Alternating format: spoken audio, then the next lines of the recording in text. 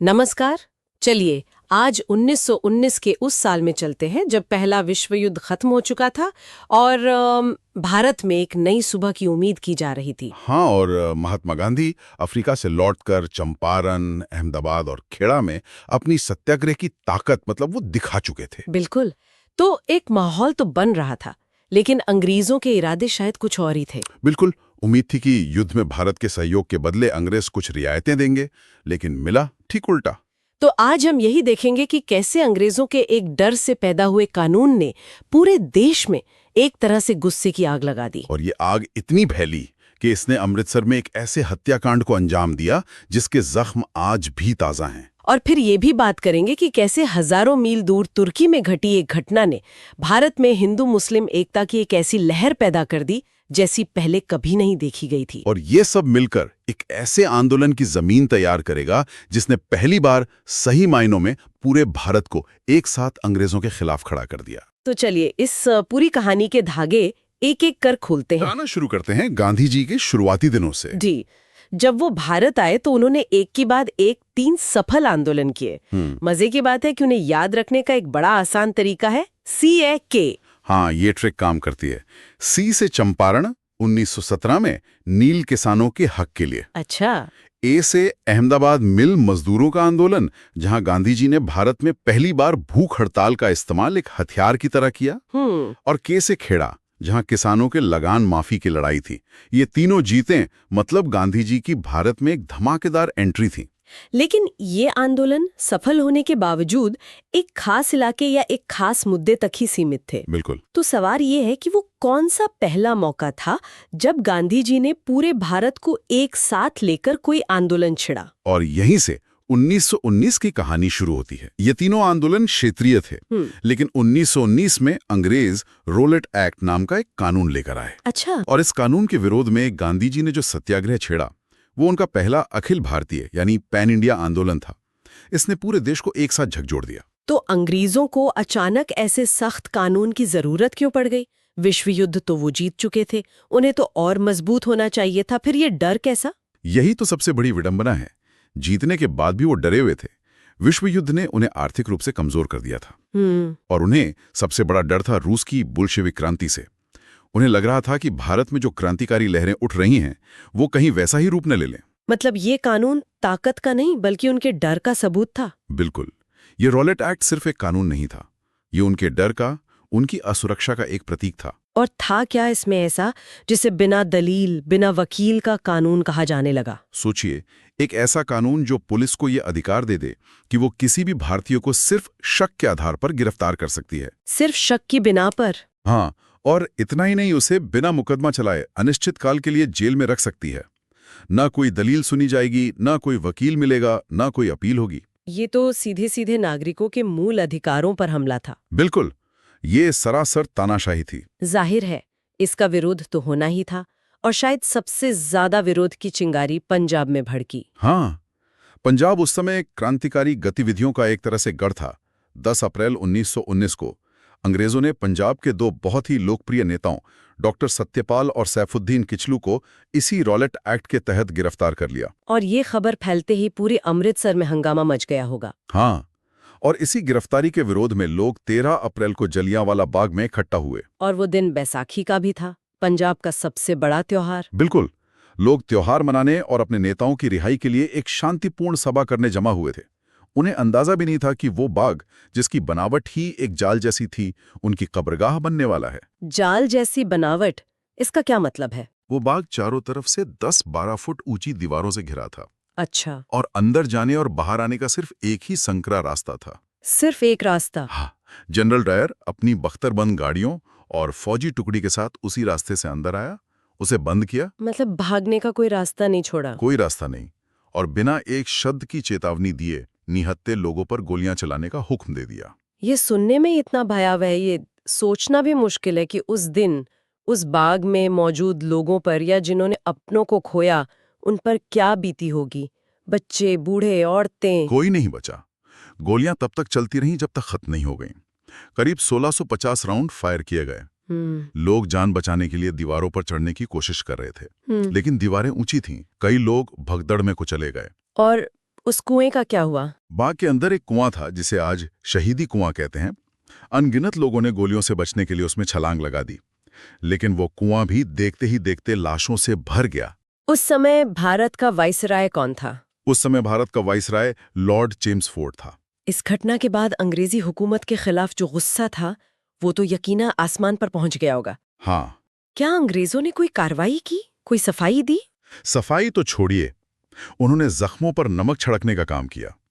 दिखावे के लिए एक हंटर आयोग बनाया गया। अच्छा। उस आयोग ने अपनी रिपोर्ट में मरने वालों की संख्या सिर्फ 379 बताई, अच्छा, जो कि हजारों से बहुत कम थी। मतलब साफ लीपापोती थी। और जनरल डायर को नौकरी से बर्खास्त तो किया, लेकिन ब्रिटेन में उसका स्वागत एक हीरो की तरह हुआ। उसे ब्रिटिश साम्राज्य का रक्षक कहा गया और उसके लिए चंदा इकट्ठा किया गया। ये तो बेहद शर्मनाक था। मतलब कोई पछतावा नहीं, कोई अफसोस नहीं। बिल्कुल। इस लीपापोती के जवाब में कांग्रेस ने अपनी जांच कमेटी बनाई, जिसके अध्यक्ष मदन मोहन मालवीय थे। वही जिन्हें महात्मा गांधी ने ही महामना की उपाधि दी थी। जी। इस हत्याकांड के विरोध में रविंद्रनाथ टैगोर ने अपनी नाइटहुड की उपाधि लौटा दी। गांधी जी ने भी कैसर हिंद का मेडल वापस कर दिया। तो पूरे देश को ये समझ आ गया था कि अंग्रेजी हुकूमत का न्याय और इंसानियत से कोई लेना देना नहीं है। बिल्कुल। इस हत्याकांड के बाद पूरे देश में एक गुस्सा और बेबसी का माहौल था। अंग्रेजों ने हंटर आयोग बनाकर मामले पर लीपापोती कर दी, लेकिन कुछ जख्म ऐसे होते हैं जो वक्त के साथ भरते नहीं, बल्कि और गहरे हो जाते हैं। और एक जख्म 21 साल तक एक नौजवान के सीने में सुलगता रहा। ये कहानी है सरदार उधम सिंह की। हाँ, एक अनाथ लड़का जो उस दिन जलियांवाला बाग में लोगों को पानी पिला रहा था। उसने उस खूनी मंजर को अपनी आंखों से देखा और उसी मिट्टी को हाथ में लेकर बदला लेने की कसम खाई। और उस कसम को पूरा करने के लिए उन्होंने 21 साल इंतजार किया। हाँ, 21 साल। वो अलग अलग देशों से होते हुए, अपनी पहचान बदलते हुए आखिरकार 1940 में लंदन पहुंचे। उन्होंने एक किताब के पन्नों को बीच से काटकर उसमें रिवॉल्वर छिपाने की जगह बनाई, और फिर एक भरे हॉल में, जहां पंजाब का उस समय का गवर्नर माइकल ओ डायर, जिसने डायर की कार्रवाई का समर्थन किया था, हाँ वही, जब वो भाषण दे रहा था, उसे गोली मार दी। और उन्होंने भागने की कोशिश भी नहीं की। नहीं, उन्होंने अपना बदला पूरा कर लिया था। एक असाधारण कहानी है ये। जब भारत इन जख्मों से जूझ रहा था, दुनिया के दूसरे कोने में कुछ ऐसा हो रहा था जिसका धुआं भारत तक पहुंचने वाला था। सही कहा। पहले विश्व युद्ध में तुर्की ने ब्रिटेन के खिलाफ जर्मनी का साथ दिया था। जी। जब ब्रिटेन और उसके साथी देश युद्ध जीत गए, तो उन्होंने हारने वाले देशों पर सख्त संधियां थोपी। तुर्की के साथ भी यही हुआ। उन्होंने तुर्की के सुल्तान के सारे अधिकार छीन लिए। और वो सुल्तान उस समय दुनिया भर के सुन्नी मुसलमानों के खलीफा भी हुआ करते थे। बिल्कुल। और ये खलीफा का पद सिर्फ एक राजा का पद नहीं था, इसका धार्मिक महत्व बहुत ज्यादा था। बहुत ज्यादा। खलीफा को पैगंबर मोहम्मद का उत्तराधिकारी और पूरी दुनिया के मुसलमानों का आध्यात्मिक गुरु माना जाता था। तो उनके पद को खत्म करना या उनकी बेइज्जती करना दुनिया भर के मुसलमानों के लिए अपनी आस्था पर सीधा हमला था। हाँ, और इसकी सबसे तीखी प्रतिक्रिया भारत में हुई। ये दिलचस्प है। घटना तुर्की में हुई, लेकिन आंदोलन भारत में शुरू हो गया। बिल्कुल। भारत के मुसलमान अंग्रेजों के इस फैसले से आग बबूला हो गए। शौकत अली और मोहम्मद अली, जिन्हें अली बंधु के नाम से जाना जाता है, हाँ, मैंने सुना है, उन्होंने अंग्रेजों पर दबाव बनाने के लिए भारत में खिलाफत आंदोलन की शुरुआत की। उनका मकसद था कि अंग्रेज सरकार तुर्की के खलीफा के पद और सम्मान को फिर से बहाल करे। और इस आंदोलन की बागडोर संभालने के लिए उन्होंने महात्मा गांधी से संपर्क किया। हाँ, और गांधी जी ने इसमें एक बहुत बड़ा मौका देखा। उन्हें लगा कि ये एक ऐसा मुद्दा है जिस पर हिंदू और मुसलमान दोनों समुदाय एक साथ मिलकर अंग्रेजों के खिलाफ लड़ सकते हैं। मतलब ये सदियों में एक बार मिलने वाला मौका था हिंदू मुस्लिम एकता को मजबूत करने का। बिल्कुल। और वो तुरंत इस आंदोलन का नेतृत्व करने के लिए तैयार हो गए। लेकिन क्या सब लोग गांधी जी के इस फैसले से खुश थे? क्या किसी ने इस पर सवाल नहीं उठाया? सवाल उठाया गया, और उठाने वाले थे मोहम्मद अली जिन्ना। अच्छा। हाँ, ये इतिहास का एक बहुत ही रोचक मोड़ है। जिन्ना ने गांधी जी को चेतावनी दी। उन्होंने कहा, आप एक विशुद्ध धार्मिक मामले को राष्ट्रीय आंदोलन से मत जोड़िए। उनका तर्क क्या था? जिन्ना का तर्क था कि ये लोग धार्मिक जोश में आपके साथ आ तो रहे हैं, लेकिन अगर कल को धर्म और राष्ट्र में से किसी एक को चुनने की नौबत आई, तो ये लोग हमेशा धर्म को चुनेंगे, राष्ट्र को नहीं। ये तो एक बहुत बड़ी और दूर की सोच थी। एक तरफ गांधी जी का आदर्शवाद था, जो एकता का मौका देख रहा था, और दूसरी तरफ जिन्ना का यथार्थवाद, जो आने वाले खतरों को भांप रहा था। बिल्कुल। लेकिन उस समय गांधी जी का कद बहुत बड़ा था, और देश का माहौल ऐसा था कि उनकी बात मानी गई। तो अब मंच पूरी तरह तैयार था। एक तरफ जलियांवाला बाग का गुस्सा, दूसरी तरफ खिलाफत का मुद्दा। और गांधी जी ने इन दोनों धाराओं को मिलाकर एक महा-आंदोलन की घोषणा कर दी। और वो था असहयोग आंदोलन। हाँ, 1 अगस्त 1920 को असहयोग आंदोलन शुरू किया गया। इसका फलसफा या कहें फंडा बहुत सीधा था। अंग्रेज भारत में हम पर राज इसलिए कर पा रहे हैं क्योंकि हम भारतीयों उनका सहयोग कर रहे हैं। मतलब हमारे ही लोग उनकी फौज में है, पुलिस में है, दफ्तरों में काम करते हैं। बिल्कुल, उनके बनाए स्कूल कॉलेज में पढ़ते हैं, उनकी अदालतों में वकालत करते हैं। अगर हम सब भारतीय मिलकर उनका सहयोग करना बंद कर दें तो ये पूरी व्यवस्था ढह जाएगी। और गांधी जी ने एक बहुत बड़ा और साहसिक वादा भी किया था। हाँ, उन्होंने कहा था अगर देश ने पूरी तरह असहयोग किया तो मैं 1 साल में स्वराज दिला दूंगा। 1 साल में स्वराज, ये नारा उस समय हर किसी की जुबान पर था। हाँ, और लोगों ने हजारों की तादाद में सरकारी नौकरियां छोड़ दी।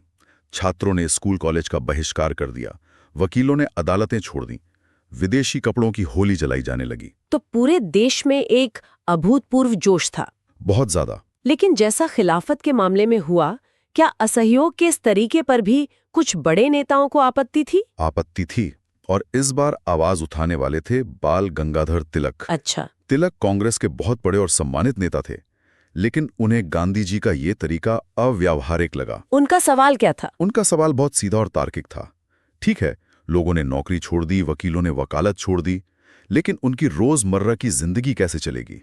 उनके परिवार का पेट कौन भरेगा? वो आंदोलन के खिलाफ नहीं थे, लेकिन उसके तरीके पर उन्हें शक था। सही बात। और फिर एक दुखद संयोग हुआ। क्या हुआ? जिस दिन असहयोग आंदोलन शुरू होना था, 1 अगस्त 1920, ठीक उसी दिन बाल गंगाधर तिलक का निधन हो गया। ओह। हाँ, भारतीय स्वतंत्रता संग्राम ने अपना एक बहुत बड़ा सिपाही खो दिया। गांधी जी ने उनकी याद में तिलक स्वराज फंड की स्थापना की, जिसका लक्ष्य आंदोलन के लिए 1 करोड़ रुपए इकट्ठा करना था। और क्या वो लक्ष्य पूरा हुआ? देश के लोगों ने कुछ ही महीनों में वो लक्ष्य पूरा कर दिया। तो एक तरफ एक युग का अंत हो रहा था और दूसरी तरफ एक नए गांधीवादी युग की जोरदार शुरुआत हो रही थी। बिल्कुल। इस तरह भारत में खिलाफत और असहयोग आंदोलन, 2 नदियां एक साथ बहने लगीं, और दोनों का संगम महात्मा गांधी के नेतृत्व में हो रहा था। और यही वो निर्णायक मोड़ था जब भारत का स्वतंत्रता संग्राम कुछ पढ़े लिखे लोगों या क्रांतिकारियों के समूहों से निकलकर एक राष्ट्रव्यापी जन आंदोलन बन गया। हाँ, पहली बार किसान, मजदूर, छात्र, महिलाएं सब एक साथ मिलकर अंग्रेजों के खिलाफ खड़े हो रहे थे। तो हमने देखा कि कैसे 1919 के एक दमनकारी कानून ने जलियांवाला बाग जैसा कभी ना भरने वाला घाव दिया। लेकिन उसी दौर के गुस्से और अंतर्राष्ट्रीय घटनाओं ने स्वतंत्रता संग्राम को एक ऐसा जनसैलाब बना दिया जिसकी ताकत ने अंग्रेजी साम्राज्य की नींव हिला दी। ये वो दौर था जिसने तय कर दिया कि अब भारत की आज़ादी की लड़ाई सिर्फ याचिकाओं और भाषणों से नहीं, बल्कि सड़कों पर उतरकर आम जनता की भागीदारी से लड़ी जाएगी। बिल्कुल। जाते जाते एक विचार छोड़ जाते हैं। उस समय मोहम्मद अली जिन्ना ने गांधी जी को धर्म को राजनीति से न जोड़ने की सलाह दी थी, और बाल गंगाधर तिलक ने असहयोग आंदोलन की व्यावहारिकता पर सवाल उठाए थे। भारत के बाद के इतिहास, खासकर बंटवारे को देखें तो क्या ये सिर्फ उस समय की असहमति थी या आने वाले कल की कोई भविष्यवाणी? इस पर सोचिएगा जरूर।